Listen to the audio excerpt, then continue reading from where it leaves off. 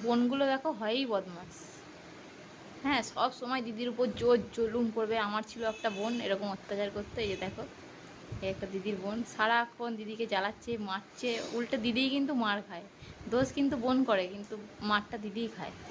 এই যে দেখো দিদি শুয়েছে, দিদির পেটের উপর উঠে লাফাচ্ছে। দিদি কি এখনো পারে বলো ওকে নিতে?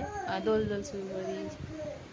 খেতে বসেছে দুজন, দেখো দিদি আবার দিদির জামা পরেও বসে আছে। দিদির জামা পরতে যে ওর কি ভালো লাগে। দিদির জামা পরে নেবে, দিদির বই নিয়ে নেবে, দিদির প্যান্ট পরে নেবে, দিদির সব ওর ভালো লাগে। আর দিদিকে ধরো মারবেও, আবার দিদিকে ভালোবাসবে। দেখো মেরে দিল একটা। এ মারছিস কেন?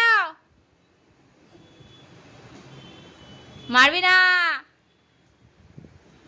দিদির লাগবে।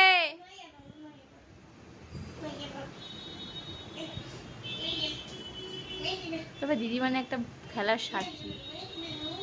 কেউ কিন্তু একা থাকতে হয় না, কাউকে বোর হতে হয় না, সারাদিন করে যাচ্ছে, উল্টে মা অতিষ্ঠ হয়ে যাচ্ছে। ওদের কোনো বোর হওয়ার ব্যাপার নেই। এ বাবা,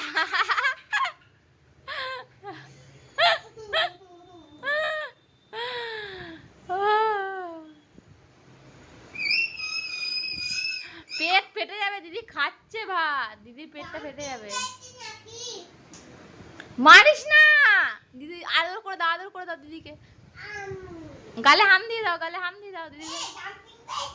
হাম দেবে, হাম দেবে, হাম দেবে, হাম দিয়ে দাও, হাম দিয়ে দাও, হাম দিয়ে দাও। ওলে বাবা লে।